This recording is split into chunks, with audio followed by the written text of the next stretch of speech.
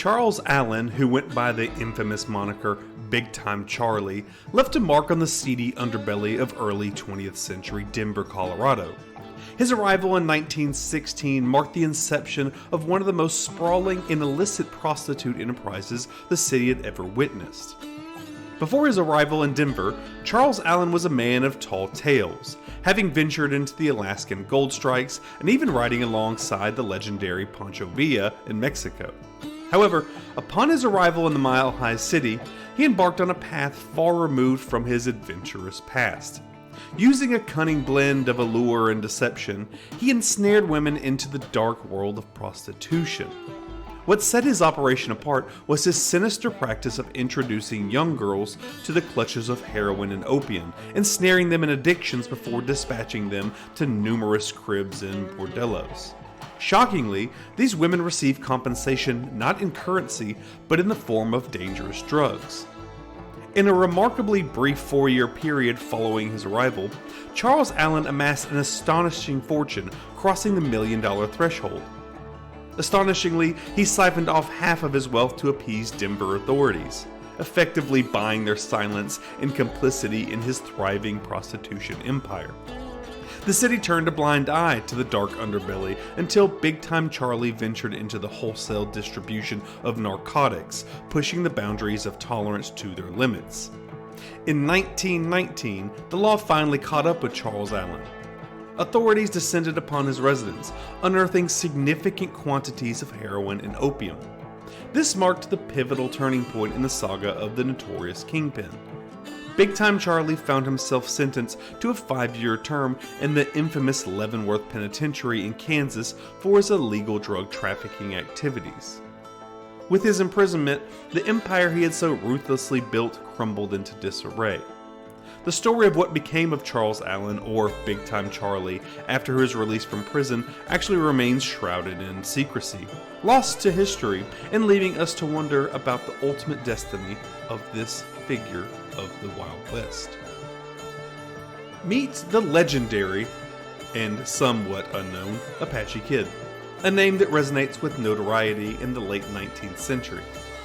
Born in 1860s on the San Carlos Reservation in Arizona, the Kid, whose true name was Hoskai Be Ne Natel, was likely of White Mountain Apache descent.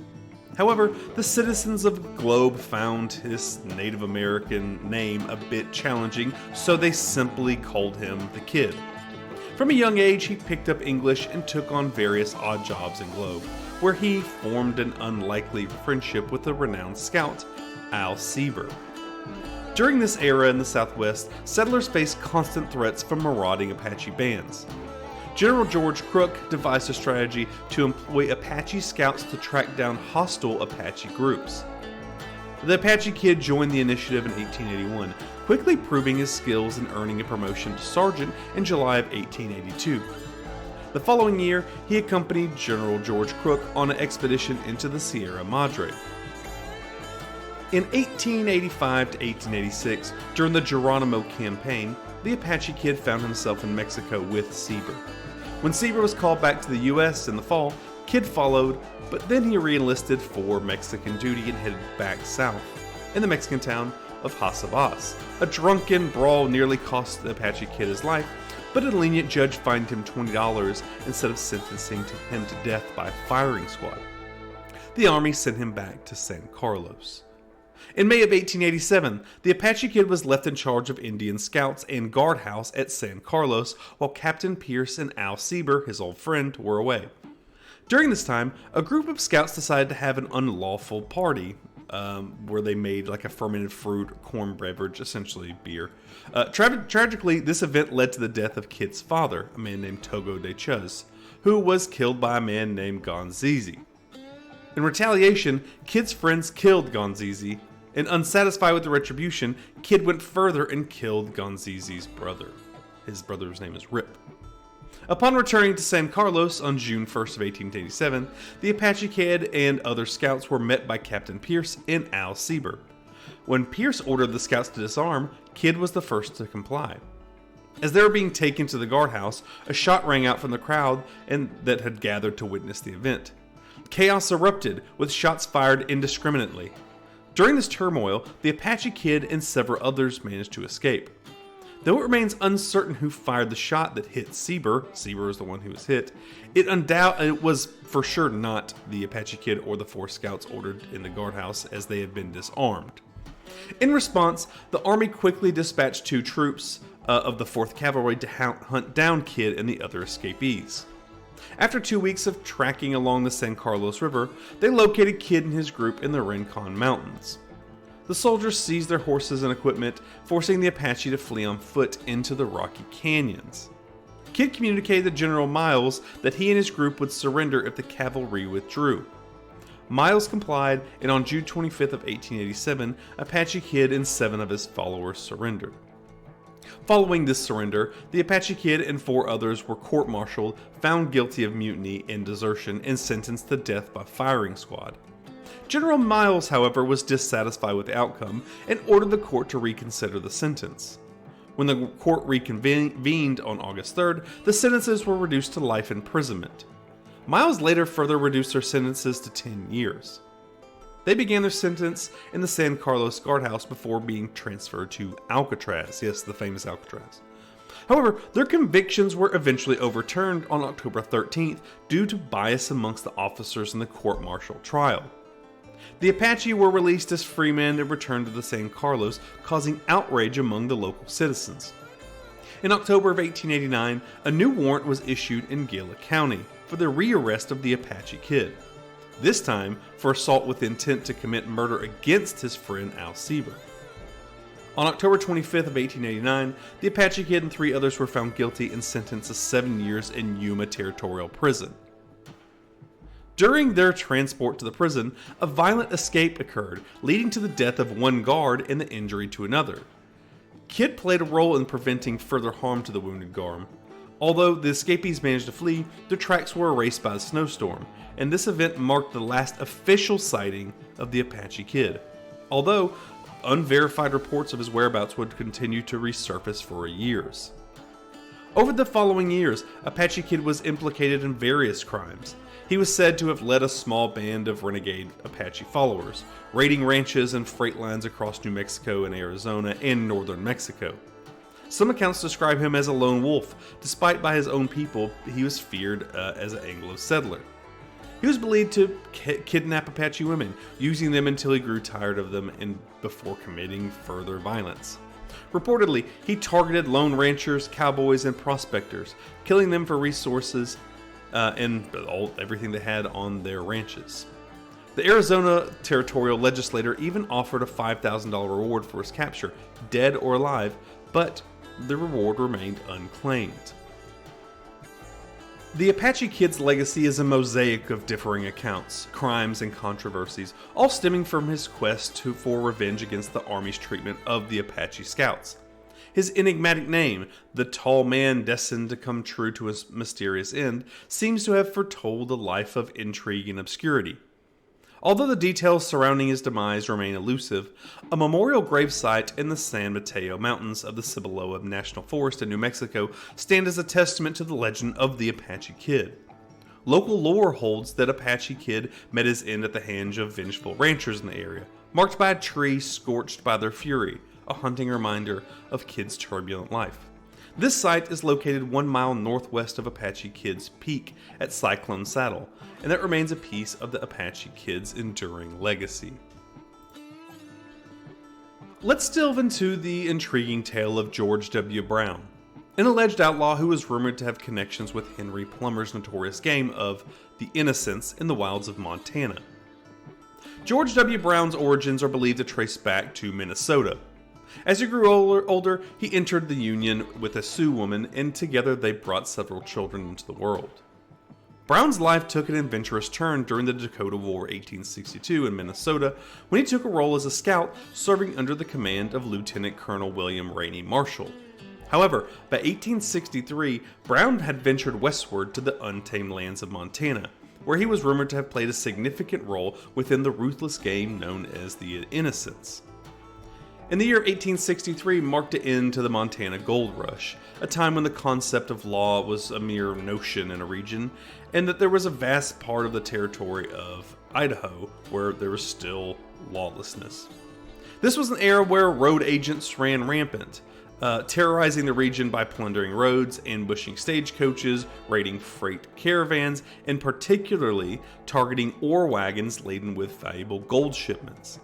These violent exploits resulted in tragic deaths of nearly 100 individuals.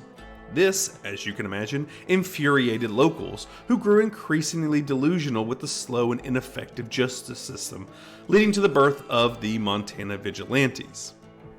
One of the prime suspects of the Vigilantes' radar was Erastus Red Yeager. The Vigilantes were embarked on a relentless mission to track him, ultimately locating him in remote Stinking Water Valley within the Madison County. Yes, that is the weird name. In the company of Yeager was none other than our new friend, George W. Brown. The Vigilantes informed Yeager that he would be transported back to Virginia City to face trial. While there exists no actual documented confession, the Vigilantes claim that Yeager made a comprehensive admission of guilt during their journey back to Virginia City.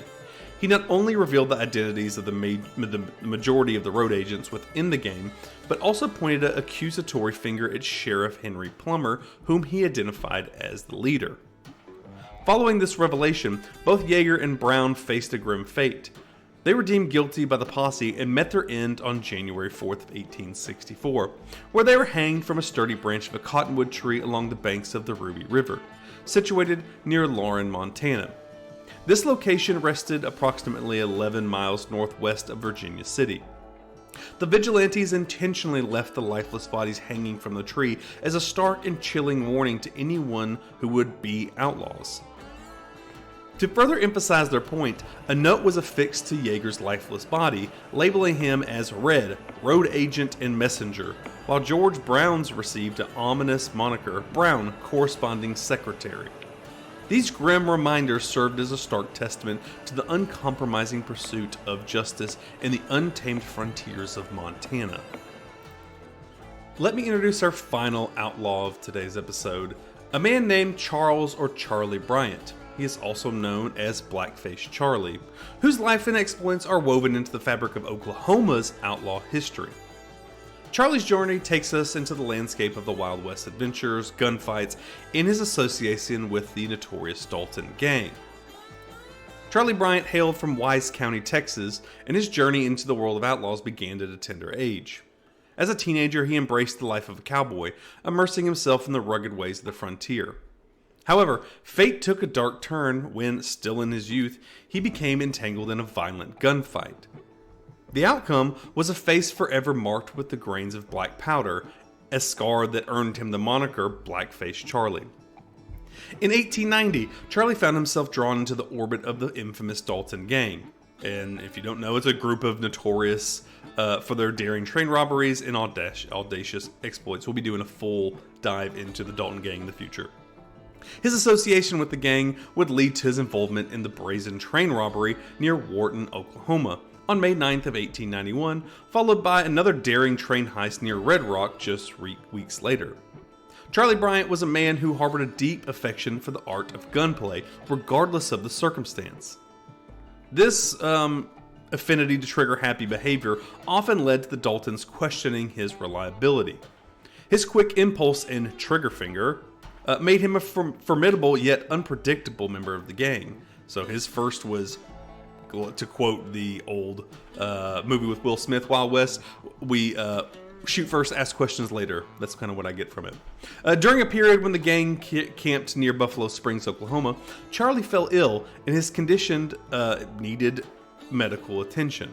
He was transported to a doctor near Hennessy. While in a hotel, news of his whereabouts reached the ears of U.S. Deputy Marshal Edward Short. Without hesitation, Short moved swiftly to apprehend the outlaw. On a fateful day of August 3rd of 1891, Short and Charlie boarded a train bound for the Federal District Court of Wichita, Kansas. Fate, however, had a cruel twist in store. Short made an unfortunate decision to temporarily leave Black Charlie under the watchful eye of the express car messenger while he relieved himself. Believing Charlie to be asleep, the messenger momentarily set the guard down and focused on his duties. Yet, Charlie, the ever-cunning outlaw, had merely been feigning sleep. In an audacious move, he seized the opportunity, snatching the revolver from the unsuspecting messenger, and upon Short's return, fired a fatal shot into the marshal's chest as he re-entered the car. A desperate gunfight ensued, and Short swiftly retaliated using his rifle, resulting in catastrophic consequences. Charlie Bryant's chest was ravaged by the return fire, severing his spinal column. As the train rumbled on, the lifeless bodies of both men bore witness to the tragic climax of their encounter. When the train finally reached Waukemis, Oklahoma, it carried with it the weight of the deadly confrontation, leaving 2 men dead in an enduring tale of the Wild West. The story of Charles Charlie Bryant, the trigger finger outlaw, remains etched in the history as a testament to the unpredictable and unforgiving nature of the frontier life during that era.